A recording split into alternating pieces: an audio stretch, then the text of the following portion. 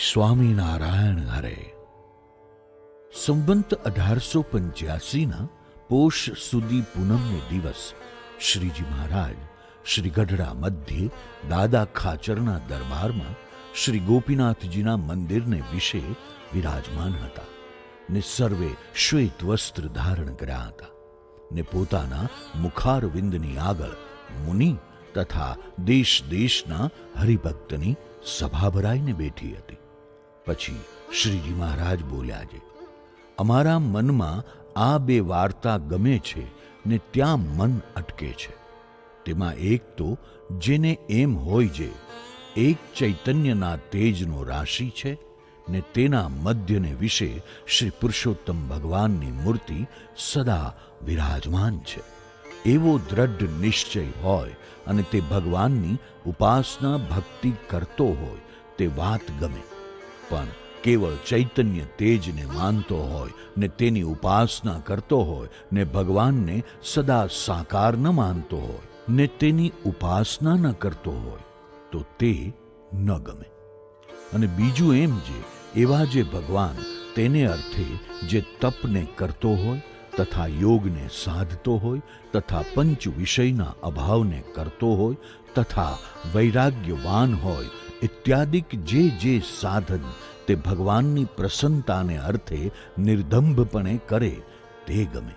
અને એવાને દેખીને અમારું મન રાજી થાય છે. જે એને શાબાશ છે જે એ આવી રીતે વર્તે છે.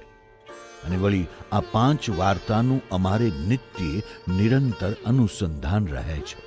તેમાં એક તો એમ જે આપણે આ દેહને મૂકીને જરૂર મરી જવું છે ને તેનો વિલંબ નથી જણાતો. એ તો એમ જ નિશ્ચય જણાય છે જે આ ઘડી આ ક્ષણમાં આપણે મરવું છે ને સુખ દુઃખ રાજીપો કુરાજીપો સર્વ ક્રિયામાં એવી રીતે વર્તે છે.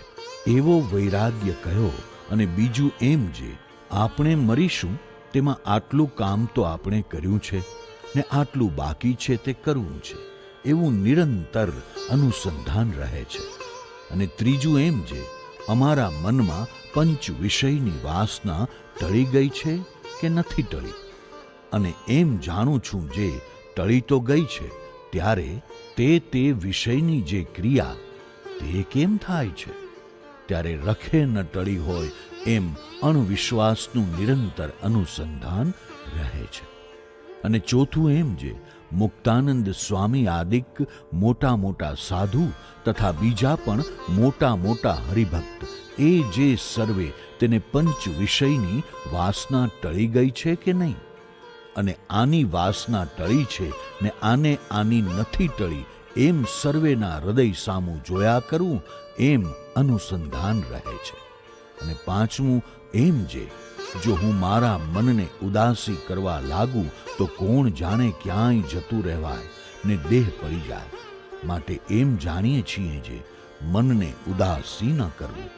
કેમ જે ભલા અમારે યોગે કરીને આ સર્વે બાય ભાઈ પરમહંસ રાજીપે બેઠા ભગવત ભક્તિ કરે છે તો એ ઠીક છે. અને ભગવત ભક્તિને કરતા દેખીને મનમાં બહુ રાજીપો થાય છે. જે મરી તો સર્વેને જવું છે પણ આવી રીતે ભક્તિ કરવી એ જ જીવ્યાનો મોટો લાભ છે. એમ નિરંતર અનુસંધાન રહે છે. એવી રીતે શ્રીજી મહારાજે પોતાના ભક્તની શિક્ષાને અર્થે પોતાનું વર્તન લઈને વાર્તા કરી ને પોતે તો સાક્ષાત પુરુષોત્તમ નારાયણ છે. ઇતિ વચનામૃતમ. એવી રીતે ગઢડા અંત્ય પ્રકરણમનું 30મું વચનામૃત થયું.